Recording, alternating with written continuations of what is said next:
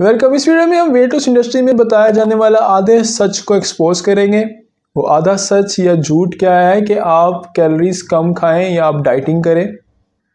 हम जानेंगे कि क्यों डाइटिंग इनफेक्टिव है, क्यों वो वेट लूज में हेल्प नहीं करती और इनफैक्ट लॉन्ग टर्म में आपका वेट गेन कराती है वेट लूज की बजाय। सबसे पहले जान लेते हैं कि एडवाइस है क्या। एडवाइस ये है कि आप जितनी कैलोरीज खा रहे हैं वो आपकी बॉडी की रिक्वायरमेंट से कम होनी चाहिए। आप जो कैलोरीज खा रहे हैं आप उसे बर्न कर लें या आप एक्सरसाइज कर लें या स्टार्टिंग में खाएं ही कम।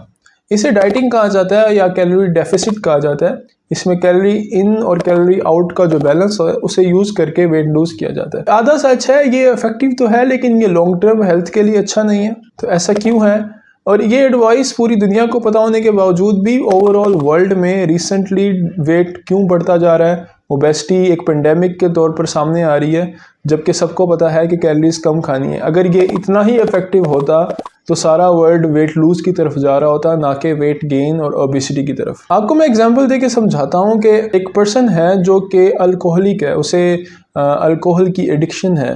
आप उसे एडवाइस करें कि आप अल्कोहल कम पियो, अल्कोहलिक डेफिसिट में चले जाओ। प्रॉब्लम ये नहीं है कि कैलोरी डेफिसिट अचीव करना, प्रॉब्लम ये है कि पर्सन ज़्यादा क्यों खा रहा है, वो ज़्यादा हंग्री क्यों है।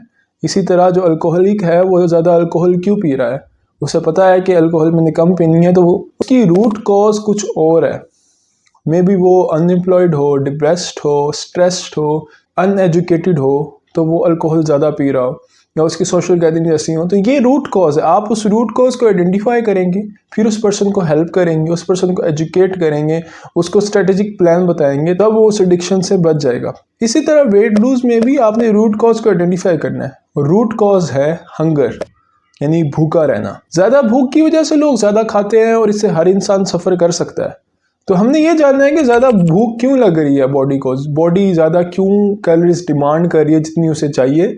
उसकी वजह है क्वालिटी ऑफ फूड्स। जो फूड्स आप इनटेक करते हैं वो जाके आपकी बॉडी में आपके हार्मोन्स को अफेक्ट करते हैं। कीवर्ड है यहाँ पे हार्मोन्स। आप जो फूड खाएंगे वो हार्मोन को अफेक्ट करेगा और हार्मोन्स डिटरमिन करेंगे कि आपको कब भूख लगेगी, ज्यादा भूख लगेगी कि कम भूख लगेगी। आप इमेजिन कर ले कि आप एक अंडा बॉइल्ड एग खाते हैं या आप एक केक खाते हैं। केक में काफ़ी ज़्यादा रिफाइंड शुगर, मीठा होता है, कार्बोहाइड्रेट्स होते हैं, और एग में हेल्दी फैट्स, प्रोटीन और हेल्दी थोड़े से कार्ब्स होते हैं। अब इमेजिन कर ले कि दोनों की कैलोरीज सेम है। जो डाइटिंग वाली साइंस है वो तो ये कहते हैं कि इनका सेम इफेक्ट होना चाहिए, पर ऐसा होता नहीं है। एग जाके बॉडी में healthy fat, healthy protein provide करता है जिससे आपको जल्दी भूख नहीं लगती। तो आप लॉन्ग टर्म में खाना कम खाते हैं जिससे वेट लूज होता है। जबकि जो केक वाली सिचुएशन है, जब आप केक खाते हैं तो केक जाके आपकी बॉडी में शुगर को स्पाइक करता है, काफ़ी ज़्यादा शुगर देता है, और काफ़ी ज़्यादा शुगर देने के बाद इंसुलिन बॉडी में रिलीज होता है। इंसुलिन वो हार्मोन है जो आपकी बॉडी में फैट को स्टोर करता है। अगर मैं आपको इंसुलिन दे दूं तो आप ओवर टाइम मोटे होना शुरू हो जाएंगे। अगर मुझे इंसुलिन इंजेक्ट करना शुरू कर दें तो ओवर टाइम मैं मोटा होना शुरू हो जाऊंगा। That is because insulin stores fat. Insulin का काम ही बॉडी में फैट स्टोर करना है। तो हमने ऐसे खाने अवॉइड करने हैं जो इंसुलिन को बॉडी में ज़्यादा रिलीज कराते हैं, पैंक्रियाज पे बर्डन डालते हैं।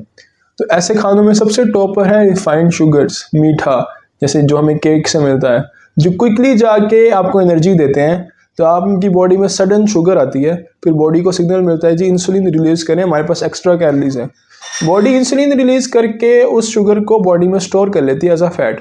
तो सडन स्पाइक के बाद सडन ही फॉल आ जाता है। उस फॉल के बाद आपको दोबारा भूख लगती है, आप फिर ज़्यादा खाते हैं। इस तरह फिर सडन स्पाइक आएगी, आप फिर रिफाइंड शुगर खाएंगे, फिर कोई जूस पी लेंगे, फिर शुगर स्पाइक आएगी।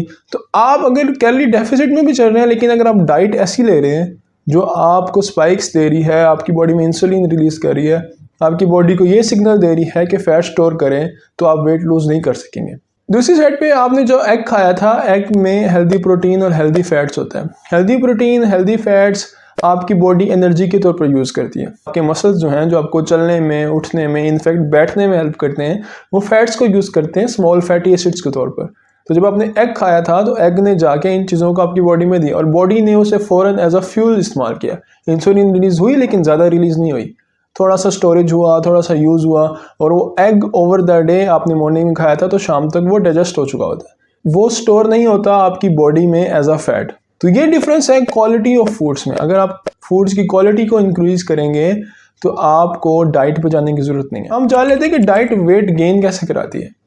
फॉर एग्जाम्पल जब आप डाइटिंग पे जाते हैं, फॉर एग्जाम्पल आपकी डेली रिक्वायरमेंट है 2000 या 2400 कैलोरीज और आप 2000 ले रहे हैं या 300-400 माइनस में ले रहे हैं 2400 से, तो आपकी बॉडी उस न्यू बैलेंस पे सेट हो जाती है। आप 3 मंथ डाइटिंग करते हैं, आप 3 मंथ में 8 to 10 केजीज लूज कर लेते हैं। जब आप डाइटिंग से ऑफ पीरियड पे जाएंगे और आप अगेन 2400 यानी मेंटेनेंस कैलोरीज जो आपकी पहले रिक्वायरमेंट थी वो लेना शुरू कर देंगे, तो आपकी बॉडी तो न्यू के अकॉर्डिंगली एडजस्ट हो चुकी है। आपकी बॉडी एडजस्ट हो चुकी है 2000 कैलोरीज के ऊपर जो आपने डाइटिंग के दौरान किया था, मेहनत करके भूखे रह के। 2400 पे जाएंगे तो बॉडी में 400 कैलोरीज सरप्लस आ गई हैं। तो आप नेक्स्ट 4 to 5 मंथ्स में आप 10, 12 इनफैक्ट 14 केजीज दोबारा गेन कर लेंगे। तो ये वजह है कि डाइटिंग इफेक्टिव क्यों नहीं है वेट लूज करने में, क्योंकि ये आधा सच है। पूरे सच को आइडेंटिफाई करें। पूरा सच है भूखा रहना। तो आप वो डाइट्स लें जो लॉन्ग टर्म में आपको भूख नहीं लगने देती, आपको फीलिंग ऑफ फुलनेस देती हैं, आपको फीलिंग ऑफ सेटिस्फेक्शन देती हैं। जब ऐसी डाइट्स यूज़ करेंगे तो आप लॉन्ग टर्म में वेट लूज भी करेंगे, कम खाएंगे और आपकी ओवरऑल हेल्थ बेहतर होगी। आपकी कोई भी क्वेश्चन हो तो do comment them down. Have a nice day.